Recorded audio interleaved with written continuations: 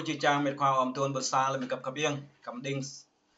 mự mực lệ blue mực là Thái Lan nào tàn bà là Australia trai new free chẳng hưng tác cơ clay nục na nhung trôn nhiều nhà nghị định thun đua bầu diploma này mừng lơ sam là xa thun đua bầu diploma bây giờ làm nghị định này nhưng mà đua nghị định tại xa nhiều nhà nghị định 168 là nghị định vi phạm giao thông, tức là nhiều phạt cao nhất. Nghị định thứ hai nghị định 176 ban hành vào ngày 30 tháng 12. Với nghị định 168 thì ban hành ngày 26 tháng 12. Bệ đàn theo quy định nhiều là một bạ protumray cả đời. Bệ đàn này nhiều khẩn cấp. Sân ngày xa đến ngày 26 tháng 12 xa ngày 30 tháng 12. Bệ đàn nhung đi làm nhiều nghị định niềm sẽ nhiều thi hành ngày 1 tháng 1 năm 2025. Nghị định 176 gọi là nghị định thợ săn tiền thưởng. Có nghĩa là nghị định 168 là nghị định vi phạm giao thông, vượt đèn đỏ không bằng lái, vân vân. Mức phạt 30 triệu trở lên. Sang nghị định 176 là nghị định thợ săn tiền thưởng, có nghĩa là lê bộ để vi phạm nhiều sarang hơn ra điều cảnh sát điều tra, cảnh sát giao thông tuần tra nè, là cảnh sát giao thông mà phong nè là ban thưởng cầm người báo nè. Sarang này nhiều mồ đum ta cực lại nhiều giao thông này con dòng này còn nạm ta vào đây dòng tay đây nhiều mồ đum ta mức phạt tờ này trong bề chi chẳng dòng tay để nhiều quan tâm lưu ý bonic nạc nhiều nạc đề ca đây là người thiệt thòi nhất. Thứ nhất, như mức phạt giao thông từ ngày 1 tháng 1 năm 2025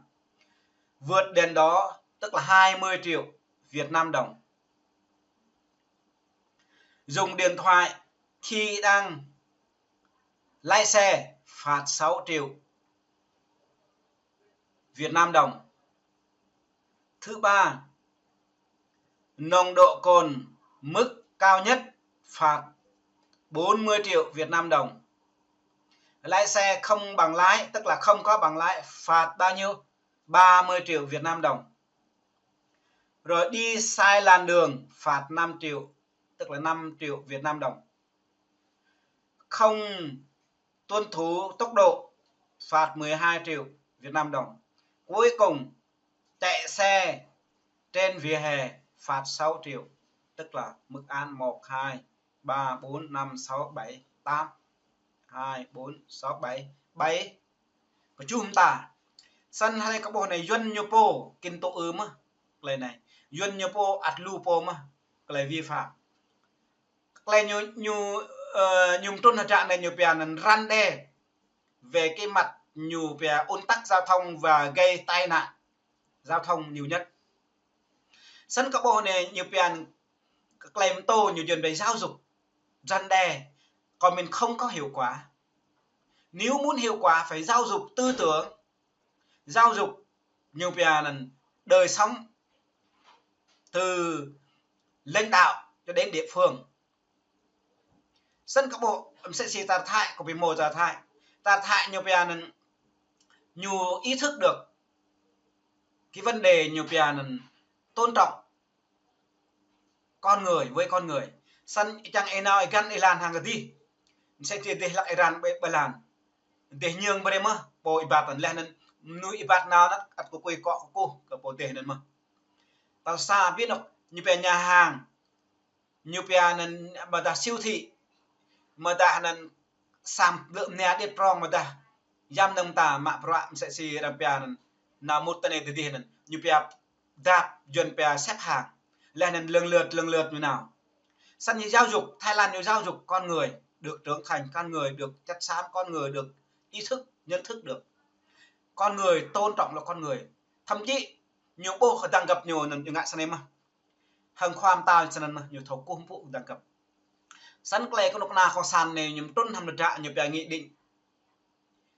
100 100 lần này 168 176 này có cho ra nghị định như nêm trôn này là mức phạt 40 triệu 30 triệu cái này sẽ như làm phân nộ hình tức là như ngạ cái rung răng bồn sang hình chắc chắn ta nạp này một cái u triều tăng hình là một cái tu tăng hình sân nhớ có chỉ này là ngày 1 tháng 1 năm 2025 có đang là Bộ Đảng Cộng sản Việt Nam lợi dụng nghị định 168 là nghị định nhập biển giao thông vi phạm giao thông vẫn cơ nghị định 176 gọi là nghị định thợ săn tiền sân thoa nghị định này nhập biển Việt Nam lợi dụng cái nghị định lợi dụng khi nhập biển nhập về cái thế quyền thế để chiếm đoạt tài sản của người dân chắc chắn người dân sẽ phẫn nộ chắc chắn người dân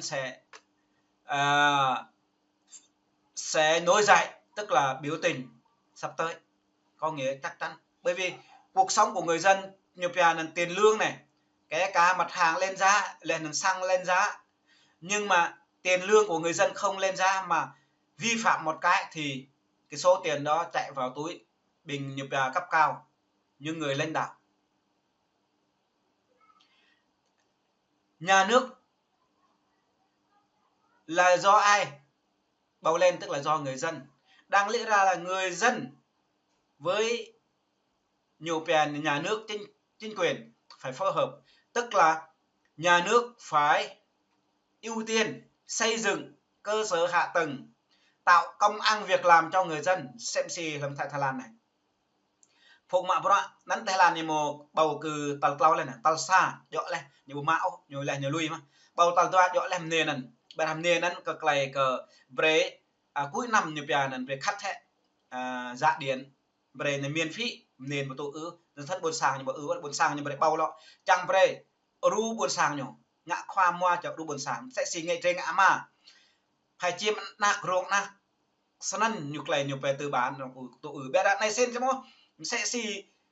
vô gỗ sàng là một gia đình chuẩn bị vô gỗ sàng là ama nhiều ra bé ra nhiều nào hiếm na như một chim sau đó nhiều vít cơ sang nhiều tê jam ấy vào như việc nạc như bằng yêu ra sân nhiều tê jam hàng mạch sân nhiều việc mất nạc như bằng sẽ nạc như gì bằng sau đó mà phùng nục na nhiều lợi dụng chức vụ bộ quyền hạn tôi xì lưu bình nhớ như lại nhiều cơ hội như mạng bọn này nhiều tăng thuế này nhiều tăng mức thuế nhiều tăng tất cả loại vân vân để miễn sao prak đấy nào cả nhiều mạng bọn này nhiều vì nhu nhiều mạng bọn vì buồn sang không sau đó chắc chắn tân ập này một lời rung rằng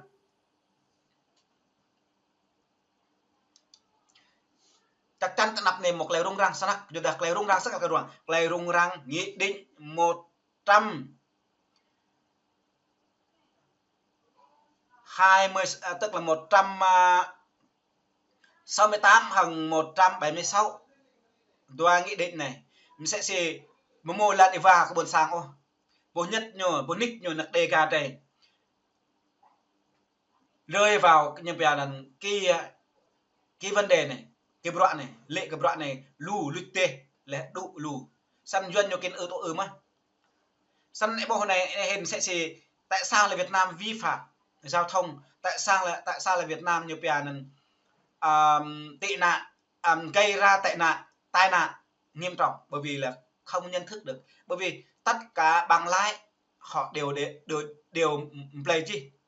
bằng bác sĩ play mà bằng này trong play mà bằng sáng rạng play mà này sáng rạng chỉ chẳng bằng mạng rạng play sai sau đó như một phát triển thôi như một ý thức nhận thức được vấn đề nghiêm trọng săn nhiều gây ra tai nạn săn nhất là cái bảo hiểm Việt Nam này hiện một bảo hiểm là tôi lại gây ra tai nạn sẽ chỉ phùng bảo hiểm bồi thường săn nương gặt tiền này một oanh ôm người vật người đi y tế tiếp trên cái này người tiền prong thì container họ bán tải họ sẽ xì ra pian nhưng một oanh có thể xe con hai máy vật chừng săn nhiều lít chi nhiều trầm chi sẵn hết có bồi thường nhiều về bảo hiểm sau đó nhé cảnh sát giao thông mà đặt nghị định 176 hàng 100 nhiều về là 68 này hay bộ thiệt thòi buôn sang đây sau đó nhé chẳng phải tô buôn sang thò xăng thò lu để nhiều về giáo dục con người lẽ nên á nhà nước phải tôn trọng xây dựng cơ sở hạ tầng tạo công ăn việc làm cho người dân rồi cho người dân phát triển giàu dân giàu nước mạnh sao công bằng sau đó cái những mùa gây ra tai nạn mùa ùn tắc giao thông lẽ nên xây dựng cơ sở hạ tầng lan plong đang rock prak biang bre ngại lan plong như bông ngã đâm thầm lo to ao như vùng nông nào của san Việt Nam sau nhé lại bữa này trình có bốn nick như có bộ này là tình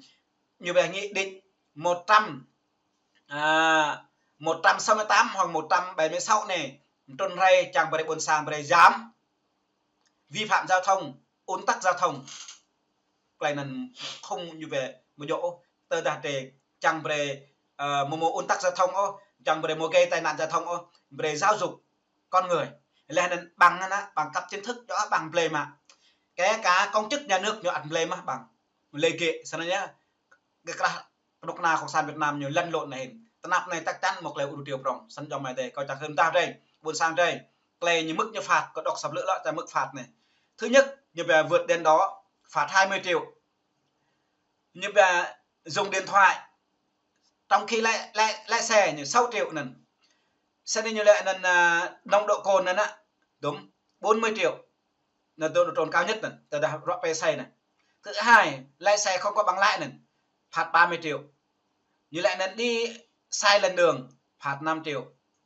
không tuân thủ nhiều về tốc độ phạt 12 triệu lại lần